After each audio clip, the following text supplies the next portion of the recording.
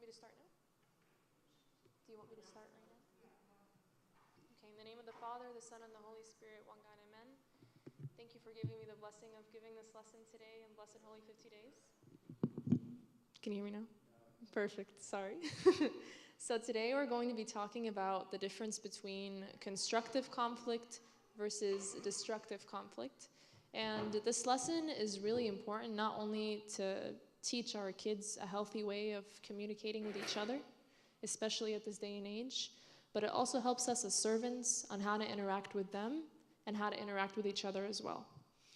And so the first question that I have for you guys is, do you think arguments can be beneficial, or are arguments always bad? What do you think? Can arguments be good, or are arguments always bad? And why?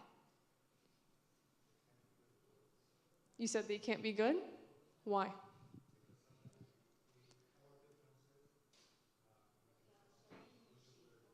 Yeah, let me give you this for you.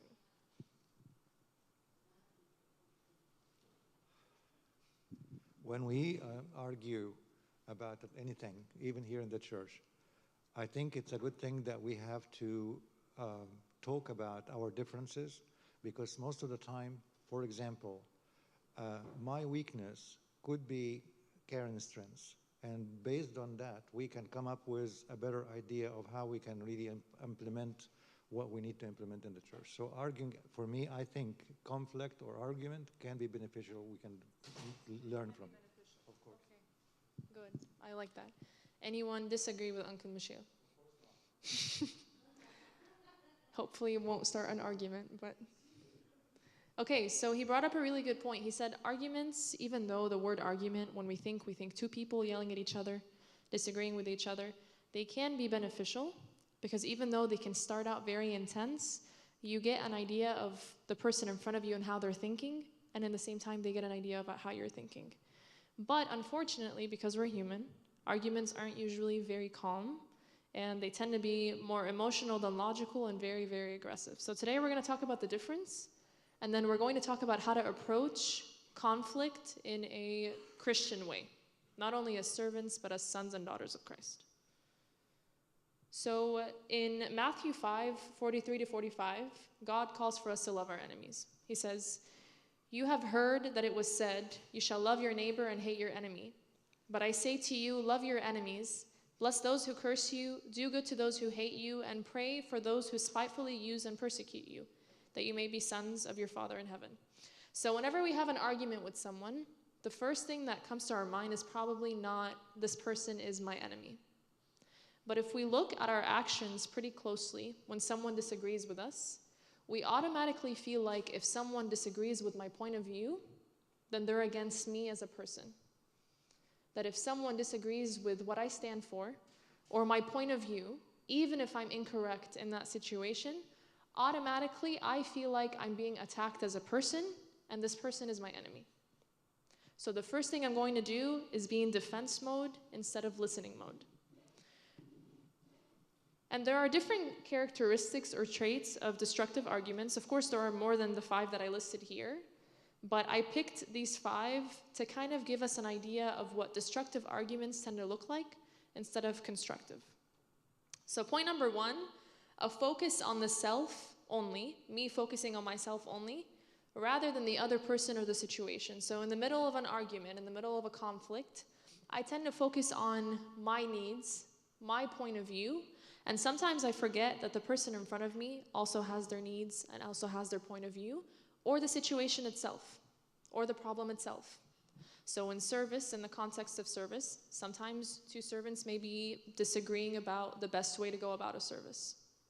But then automatically when we start getting emotional, I start thinking, I need to tell this person exactly what I think and why I'm right, and I don't really give them a chance to talk. Or I forget the problem altogether, and it becomes me versus him or me versus her instead of what is the problem at hand. But the opposite is also true. Sometimes it's a focus on the other person only and not on me and on the situation. So sometimes in the middle of an argument, all I look at is, how is this person's body language right now? What are they saying? Why are they so aggressive with me? Why are they yelling at me? Instead of focusing on, okay, how can I allow myself to be someone that they can feel comfortable talking to without being defensive? And then at the same time, the issue at hand can be completely ignored, right? If I'm only focused on Ammo, for example, Uncle Michel, and his body, if I'm only focused on his body language, all I'm seeing is I'm on defense mode already, right? I'm looking to see how are you going to react to what I say, why are you being aggressive, and then suddenly I'm not thinking about the issue at all. A third characteristic of destructive arguments is there's a winner and a loser. So again, in the context of service, sometimes there's an issue that's brought at hand that two people are discussing to better the service. But going into the argument or going into the conflict, I think I want to win. I want my point to be right, to be the best. I want my suggestion to be on top and your suggestion to be last. And that's not all the time, but again, for destructive arguments that tend to be more emotional than logical, there always has to be a winner and a loser. Either I'm right and you're wrong, or you're wrong and I'm right. The fourth point is they're more emotional. So again, instead of having a very calm conversation, this is a lesson, but having a calm conversation between two people, one person tends to be yelling, or one person, even in their body language, and this is scientifically proven, they're going to be standing like this. They're going to feel like even if they're suggesting something towards you, they're not accepting it. They just don't like the fact that you're challenging their point or trying to better their point or trying to suggest something in addition to their point. They may be even building upon your solution or building upon your suggestion, but to them, they feel like you're attacking them as a person. So they tend to be more emotional than logical, to where even if there's a disagreement, even if you bring up a point and someone disagrees with you, they don't give you points as to why they disagree. Instead, they disagree with you simply because you brought up a point that's not like theirs. And again, this is for destructive arguments. And then the aftermath of destructive arguments tend to be resentment. You resent the person. Every time you see them, you feel a lack of peace. You feel tired. You feel stressed. You feel confused about what your role is in the service anymore. And you feel anxious, instead of feeling peace and understanding and love. And we're going to highlight the importance of love in this through a Christian perspective. But right now, I'm showing you guys the difference between what destructive is and constructive is, away from a Christian point of view. Any questions so far about destructive arguments? I'm glad that this didn't form an argument more than anything. All right, so constructive arguments are the opposite of everything that I just mentioned. So they're solution-oriented. So instead of me having a conversation with someone and it being a conflict, instead, even if we disagree with each other, or even if we disagree about an approach, it's solution-oriented. We're talking not because I want to make you feel better and I want to make myself feel better. We're talking so we can find a solution for the problem, okay? So a question can be, how can I fix the problem versus you are the problem? How can I help in this situation versus you are making it really hard for me to find a solution because of your approach or because of how you're talking to me. A second characteristic is that for constructive arguments, communication is honest and encouraged. So again, it goes back to, I will not get defensive if someone were to come up to me in a service that I'm involved in and say, I have a better suggestion on how we can go about things. Automatically, I shouldn't be in defense mode of, how dare this person come up to me and say that they have a better suggestion? Or how dare they tell me that maybe there's a flaw in how I'm approaching things? Because then I ask myself, all right, is the service about me? Or is the service for God? And are we asked, and like in the past when we say like we're asked to give a perfect sacrifice. Service is also a sacrifice. It's a sacrifice of our time and it's a sacrifice of our energy. And it needs to be just as perfect, right? A perfect sacrifice. And so we need to be open to honest communication. And okay, if someone even comes and says, maybe we should be doing something better, maybe they have a point. Maybe there is something that we can be doing better. And that's amazing, because the better that we do in service, the more that we can help people and the more that we can accommodate to people. So rather than taking things as a personal attack because the other person may disagree with me, I should be more open to their suggestions. Constructive arguments also build instead of tear. So rather than having a winner and a loser, both perspectives, even if one is lacking, even if one may not be 100% thought through, can be used to come up with a better approach. One really good example, and Abuna gave a while back, he was talking about how sometimes in service, especially if we're coordinators or especially if we're in a position where we delegate, we sometimes get really upset when one person or more than one person is lacking in one way or another. So sometimes we may see a servant not showing up on time, or sometimes we may see a servant who prepares the lesson very last minute, and it makes us very, very, very angry. But Abuna put something really nice into perspective for us that day, and he said, imagine you have a service full of 10 people, and one person is giving in 10%, another person is putting in 25%, another person is putting in 75%, another person 50%, and so on. He goes, when you add up every single percentage for that person, even if it's lacking, even if it isn't 100%, at the end of the day, 150% was put into that service. Versus just one person giving in 95%, and we're like, okay, that's enough. We should only focus on that person and ignore everyone else. So he put something really nice into perspective, that sometimes people may be lacking, right? Life is really busy. And بالعربي يعني النية بتاعتهم كويسة, right? But it's not always perfect. And God doesn't call for the perfect to serve him, right? Most people can do what they can, and it's not our job to judge them or be upset with them or be angry with them because they're lacking. Because we have our days when we lack too, and I think the last thing that we want is for someone to be like, hey, you're doing this wrong. But instead, we can say, how can we help you more? If I see someone who tends to submit their lessons last minute, for example, ask them, how can I help you more? Or maybe let me change the schedule a little bit so you have more time. So there's always a constructive way to approach things instead of, لا لا لا يا ابونا السيرفنت دوت على طول, like they always submit things late and I'm very upset وهم الطريقة بتاعتهم صعبة. There's a different way to approach it versus this person is lacking and I'm not. And then the aftermath of constructive arguments is relief, calm, and motivation. So when you have a calm conversation with someone, and by the way, this is, of course, in the context of service because this is a servants meeting, but a lot of these points can be applied to relationships too, to anything. So the aftermath of a conversation or this conflict that started out as a conflict is relief, calm, and motivation. This person is relieved, they didn't feel attacked, that they found a solution right along with you. They feel calm, they don't walk away tired and angry and anxious, and they feel motivated because they came up or helped come up with a solution.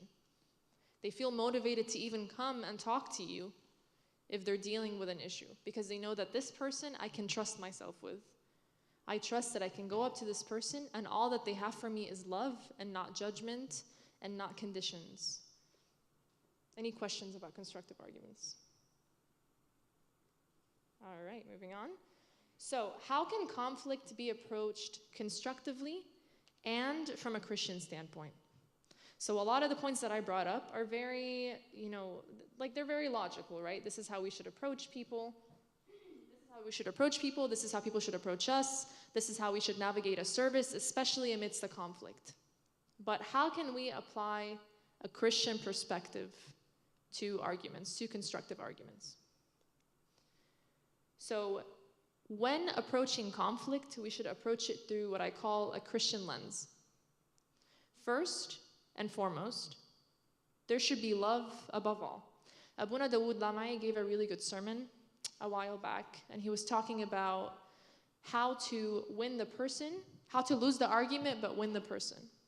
And when I first heard it, my pride got in the way, and I was like, if I know I'm right, I want to make sure the person knows that I'm right. It would be really bad for the service if I didn't make it clear that they're wrong and I'm right. But he said that sometimes it's good to lose on purpose and win the person. And when he said lose, he didn't mean, again, the whole winner and loser idea that we have, but he said to lose can mean leave them feeling loved with the knowledge that they matter just as much as the situation. That if they come to you and they're upset, or if you go to them and you're upset at something that they do, that the first thing that you make them feel is that just as much as the service matters to you, and just as much as the situation matters to you, they matter to you just as much. Because the service without a people, even though it can still somehow function, it's not going to function well. And losing can also mean asking to come back later and discuss it again. So again, it's very easy for me to bring these points, but it's hard when I'm in the middle of an argument to be calm, right? So sometimes if we're in the middle of conflict and it's really difficult, there is nothing wrong with saying, I'm really upset right now, or I can't think clearly right now, can we come back and discuss this later? Even though, again, our pride may get in the way because we didn't show them who's boss, right? For lack of better words. Or we didn't tell them what our point of view is. It's okay to take that space for that person to calm down and for me to calm down. And eventually, once we've had time to think, discuss the matter again. Instead of we both sense aggression from each side and then we're both yelling at each other and suddenly we're not even talking about the problem, we're just upset at how this person is yelling at me and they're upset at how I'm yelling at them. So love above all, losing on purpose but winning the person. Next, it's asking for grace. So sometimes we can anticipate when a conflict is about to happen, or we can anticipate a lack of peace whenever we're approaching someone that we know gives us a lack of peace. So something that we can do is that if we lack the grace to navigate the argument calmly, we call on God to give us that grace, whether it be in the heat of the moment or in anticipation. So before going up to someone that you know you're about to have a really difficult conversation with, say a quick prayer and ask God for your words to be delivered calmly and kindly and with grace. And if you know your weakness and you know that you tend to get really heated in the moment, ask God to soften that person's heart, so even if you say words that aren't the best, he or she may receive them in a very calm and kind way, because that goes a very, very long way. Next, we need to ask ourselves, will I reflect Christ in this situation? So throughout Holy Week, we saw the extent to which Christ faced aggression and conflict, even during his crucifixion. So we see people spit in God's face, right? Yell at him, insult him.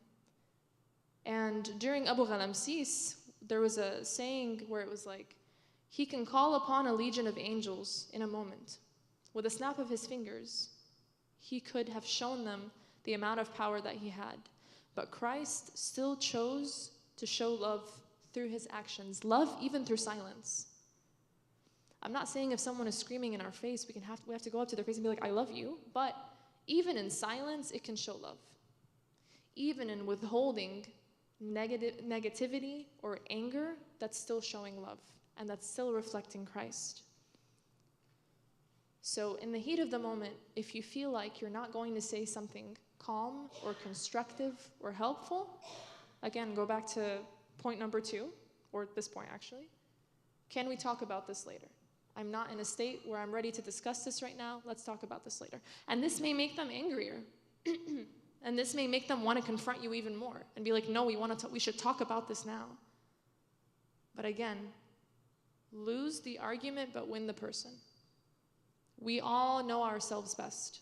Some of us can handle the heat, and some of us can handle being yelled at, and others may lash right back. And so it's important to know what your limit is and see if you need to walk away or stay and figure out a different approach. And then the last point is to defer to God's model. So if all else fails, and you go alone and you talk to the person and that doesn't work out, go with 2 to 3 others. Go with 2 to 3 others if the issue isn't resolved, and have them mediate. Now, we're not talking about people that are going to add fuel to the fire, right? People that we gossip with, but people that you know have the amount of maturity and amount of emotional intelligence to mediate between you two. So maybe they can show you a point of view or a perspective that person may have, but you're not seeing just as clearly. Because that's important. And I'm sure we can all think of one person in our life who's a really good mediator. Someone who can be detached from the situation and see things from your point of view and see things from their point of view and mediate in the middle. If that doesn't work, seek the guidance of Abuna. And then last, if and only if the above points don't work, maybe take some space from that person, which really isn't a bad thing. Because space can be very, very beneficial for people to reflect. So if there is constant conflict, it's okay to take your space and have that person take their space and think and maybe reapproach. And it helps you draw boundaries too. Any questions about using a Christian lens when approaching conflict at all? And God is love. So in 1 John 4:7-8, it says, "Beloved, let us love one another, for love is of God. And anyone who loves is born of God and knows God. He who does not love does not know God, for God is love." When going into any conversation, whether it be related to service or not, and in navigating any relationship, it's important that we leave the person better off than we found them. It's not hard to spread love in service. It's not hard to take a step back and look at the other person's needs, to really look at how they're acting and how they're reacting to your words, and ask yourself, am I really spreading love or not? Because sometimes some problems, even though they need to be solved, they're not going to be solved then and there. They're not going to be solved in the day that you have that conversation. And sometimes we need to decrease so the person may increase, right? Sometimes we need to step back and allow God to work. I don't remember who said this, but someone said, I plant the seed, but God gives the increase. Even if you bring up a point and that person isn't accepting of that point, maybe you planted a seed and you need time for God to water that and to give it an increase. Sometimes the arguments may be 100%, beneficial. You found the problem, you found the solution, perfect. But the point is, before you leave with any interaction with anybody, make sure that you leave them better off than you found them. Make sure that you shared some type of love with them, because that's the most important thing of all. If any service lacks love, then I think we lost something way, way bigger than the argument at hand. And glory be to God forever and ever, amen. Any questions about anything? Anybody want to start an argument with me? Anything like that? Khals. We're good. We're here. We have the points. Thank you. Wonderful topic. Thank you so much. Thank you, Tom. We all need it in a point, because yes, our brides sometimes jump. Our brides sometimes jump and we really get so defensive. So I do appreciate all what you said, really. And I hope I personally learn from that. And come down sometimes when I'm right. Thank you. Thank you so much. Thank you, Tom.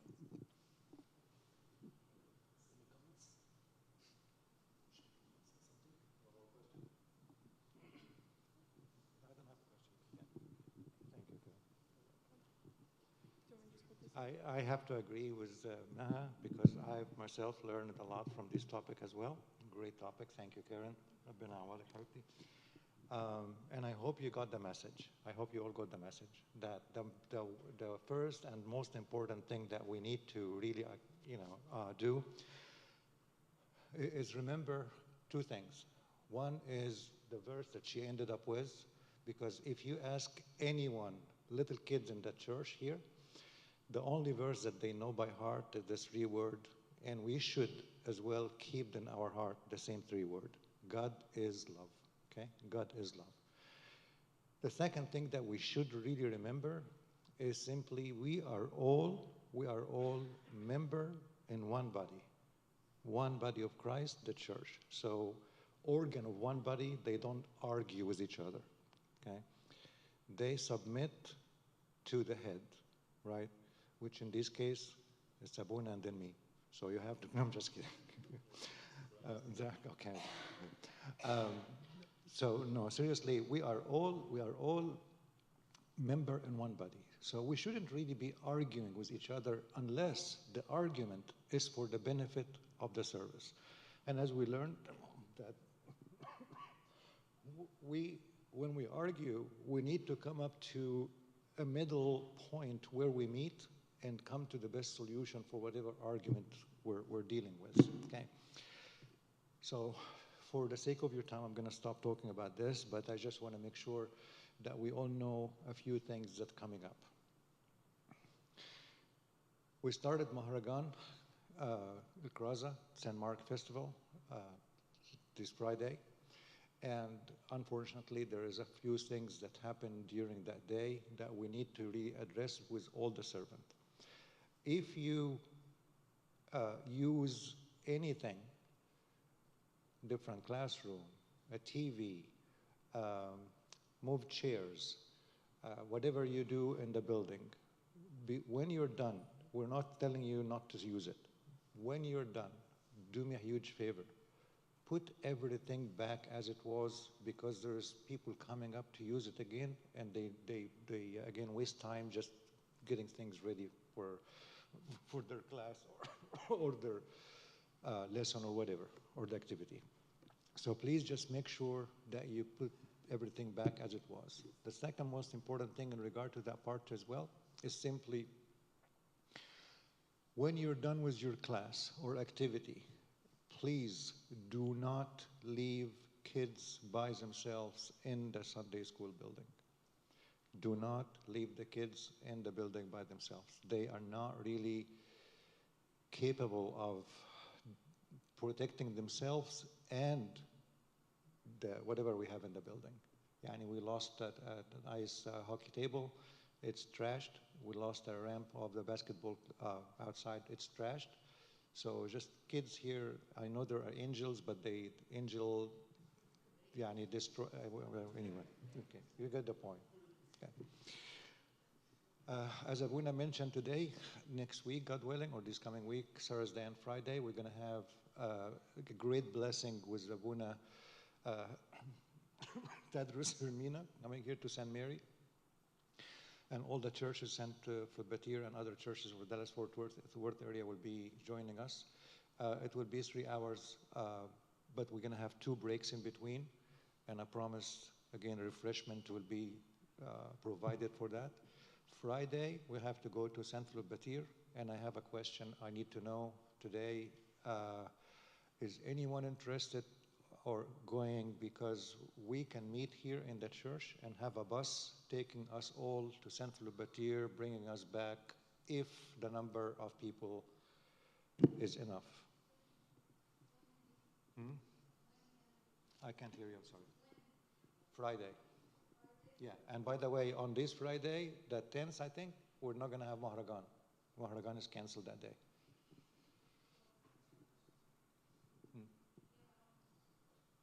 Okay, anyway, only Heidi would ride the bus?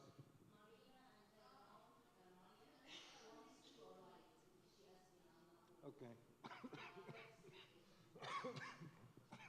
So, maybe, let's say 10 total so far. We can check the list, the Google form, and who signed to Central Batir, and then we can contact them. If not enough people, we can at least take the van, or not the van. If the number is high, we can take the bus. Okay? All right. Any question or any, issues, concern, anything that you want to ask about?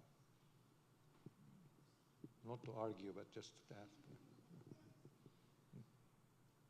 Nothing? Okay. Sabun.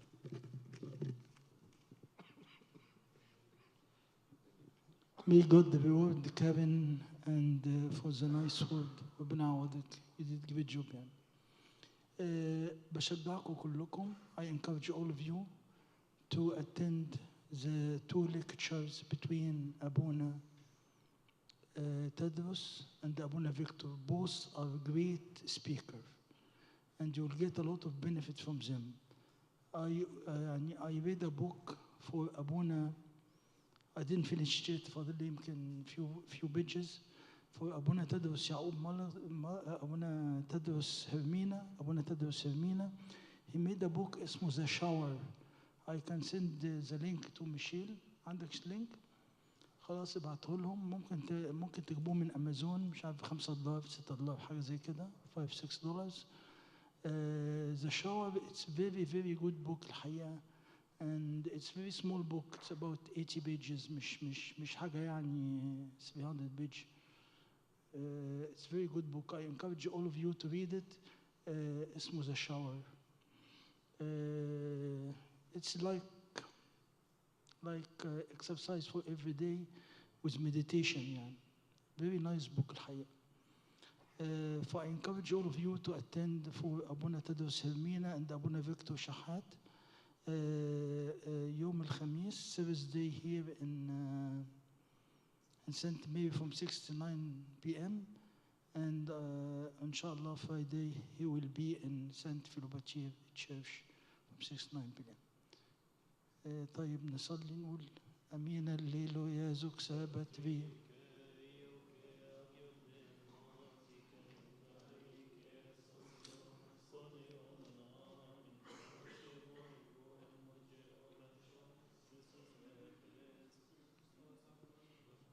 بخريستوس افتون يسموت وافشينا في بشوين فهو فهم سيساونا ببيوت السوتيمون ونينا.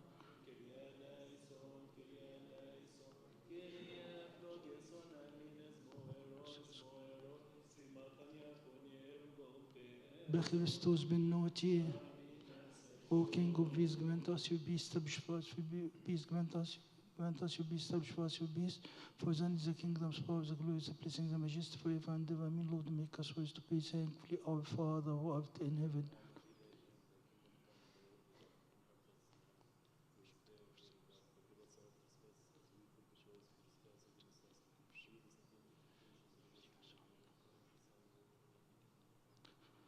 Now, love of God the Father, the grace of His only begotten Son, our Lord God and Savior Jesus Christ, the communion and the gift of the Holy Spirit be with you. Go in peace. May the peace of the Lord be with you. آمين. اذهبوا بسلام. سلام الرب يكون مع جميعكم. اللي ما خدش قربان ويحب ياخد قربان يتفضل.